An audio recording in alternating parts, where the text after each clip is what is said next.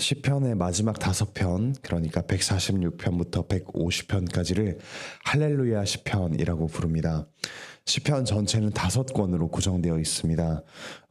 그리고 첫 3권, 1, 2, 3권은 각각 아멘, 아멘 하고 끝이 나고 4권은 할렐루야, 아멘 하고 끝이 납니다.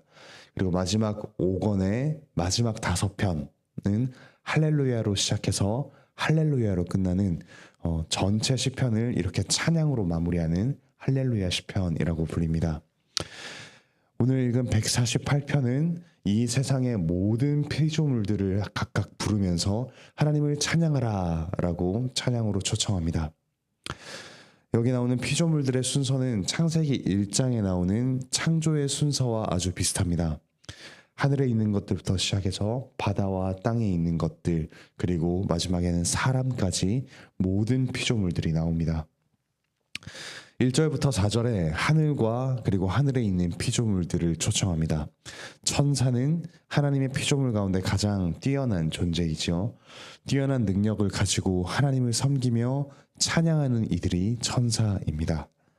해와 달과 별들 역시 고대 사람들에게는 칭송받으며 어떤 숭배의 대상이 되었지만 여기서는 하나님을 찬양하는 피조물이라고 나옵니다. 그들이 가진 영광스러움은 창조주이신 하나님의 영광스러움을 반사하는 것입니다. 고대인들은 세상이 하늘과 땅 그리고 땅 밑에 있는 지하 이렇게 3단계로 이루어졌다라고 생각을 했습니다. 하늘에도 여러 층이 있다라고 생각을 했죠. 해와 달과 별이 있는 그 하늘 위에 또 다른 하늘이 있다고 생각했습니다. 그리고 하늘과 하늘 사이에도 물이 있다라고 생각을 했습니다. 그래서 그 세계관을 반영해서 지금 시인은 하늘 위에 하늘, 그리고 하늘 위에 있는 물들까지 모조리 하늘에 있는 모든 것들이 다 하나님을 찬양하라 라고 이야기하고 있습니다. 5절부터 6절에 그 하나님을 찬양하는 이유가 나옵니다. 하늘의 모든 존재는 하나님의 명령으로 창조되고 존재하기 때문입니다. 어떤 위대하고 아름다운 존재라도 하나님의 말씀 없이 이루어진 것은 없습니다. 하나님께서는 그것들을 창조하고 내버려 두지 않으시고 그것들을 여전히 보존하고 통치하시고 아름답게 빚어가고 계십니다. 사람의 죄로 인해서 물론 이 하늘에 있는 것들 역시 타락의 영향에서 자유로울 수 없습니다. 하지만 하나님의 구원은 우리 사람뿐만 아니라 모든 피조물을 대상으로 합니다. 새 하늘과 새 땅에서 피조물들도 온전하게 되어서 하나님을 찬양하게 될 것입니다. 우리가 영원한 찬양을 바라보면서 이 세상에 있는 모든 피조물들을 통해서 하나님의 영광을 보고 또 고대하면서 살아가시기 바랍니다. 이어서 7절부터 12절에는 하늘에서 아래로 시선을 돌려서 땅과 바다에 있는 것들을 찬양으로 초대합니다. 여기 용들이라는 표현이 나오는데 용들은 하나님을 대적하는 피조물의 대표로 나오기도 하고 물에 사는 모든 생물을 대표하기도 합니다. 용들과 심지어 바다도 하나님을 찬양하는 피조물이라고 합니다. 8절에 나오는 피조물은 기후와 관련된 것들입니다. 불은 아마도 번개를 가리키는 말일 것입니다. 번개와 우박과 눈, 안개, 그리고 광풍마저 하나님을 찬양하는 피조물입니다. 사람이 어찌할 수 없는 무서운 자연현상도 하나님의 통치 아래에 있고 하나님을 찬양하는 피조물이라고 합니다. 이어서 산들, 과수, 백향목, 땅의 생물, 새들도 하나님을 찬양해야 합니다. 왕과 백성, 고관과 재판관들, 남녀노소, 모든 사람들도 하나님을 찬양합니다. 사람이 가장 사람다울 수 있을 때는 바로 하나님을 찬양할 때입니다. 왕, 백성, 고관, 청년, 장년이라는 신분과 또 인생의 어떤 시기가 사람의 본질을 결정하지 않습니다. 우리의 본질은 사람됨의 본질은 하나님의 영광을 즐거워하고 그분을 찬양하는 데 있습니다. 13절부터 14절에 땅에 있는 피조물이 하나님을 찬양해야 하는 이유가 나옵니다. 13절에서는 하나님이야말로 참으로 높으신 분이기 때문이라고 합니다. 그분은 세상 모든 것을 창조하시고 다스리시며 보존하시는 분이십니다. 14절에서는 하나님께서 그분의 백성의 뿔을 높이셨기 때문에 하나님을 찬양해야 한다고 이야기합니다. 즉 하나님은 그분 자체로 높으신 분일 뿐만 아니라 그분의 백성들을 높이시는 분이기도 하십니다.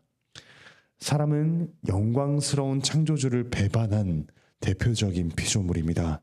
그런 우리를 긍휼히 여기시고 구원하셔서 높여주시는 분이 하나님이십니다. 여기서 뿔이라는 말은 권세, 영광 등을 상징합니다. 왕관이나 면류관에 뿔을 달아서 그 권세와 영광을 상징하곤 했습니다. 사실 다른 피조물을 다스려야 하는 우리 사람은 도리어 그것들을 섬기는 종이 되었습니다. 해와 달과 별뿐만 아니라 돈, 지위, 안정, 사람들의 인정 등 피조물 또는 피조물의 피조물들마저 섬기는 노예가 된 것이 우리 타락한 사람들입니다. 그런 우리를 사랑하셔서 성자 하나님께서 피조물의 모습을 입고서 이 땅에 오셨습니다. 우리를 위해 우리가 저지른 반역의 대가, 죄의 대가를 홀로 감당하셨습니다. 그 결과 우리는 그리스도와 함께 왕노릇하는 자로 다시 높임을 받습니다. 이 세상의 피조물들의 피조물들, 그 모든 것들의 위치를 바로 알고서 질서 있게 살아갈 수 있는 새로운 시각과 힘을 얻게 되었습니다. 죄와 죽음이 우리의 삶을 최종적으로 결정할 수 없게 되었습니다. 이렇게 우리는 구원의 렌즈로 하나님의 창조와 그분의 영광을 새롭게 볼 수 있게 됩니다. 종이었던 우리를 왕으로 높이시는 하나님의 영광, 사랑스럽지 못한 우리를 사랑스럽게 빚어가시는 하나님의 영광을 봅니다. 그분이 온 세상을 창조하시고 회복시키는 분이시라는 사실을 우리가 봅니다. 오늘 하루 우리 삶에 닥치는 많은 문제를 하나님의 영광에 비추어 봅시다. 사람이건 피조물이건 어떤 상황이건 간에 모두 하나님의 통치 아래에 있습니다. 모든 피조물은 하나님의 영광과 솜씨를 드러내는 거울입니다. 심지어 타락한 피조물도 하나님의 구원을 바라보며 탄식하고 있습니다.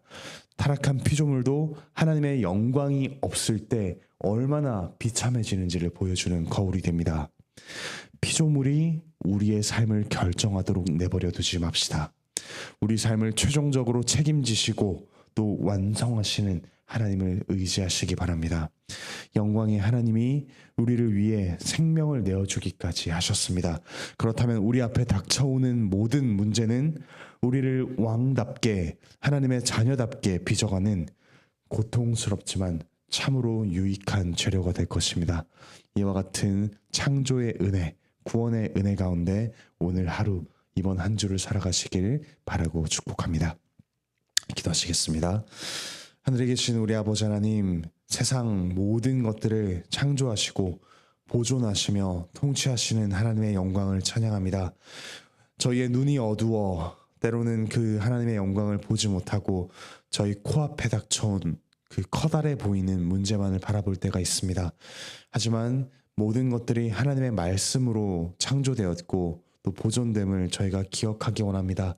뿐만 아니라 하나님의 그 창조주 하나님을 배반한 피조물인 저희를 불쌍히 여기셔서 구원하시고 하나님과 함께 왕노릇하는 자로 세워주신다는 놀라운 구원의 은혜를 기억하기 원합니다.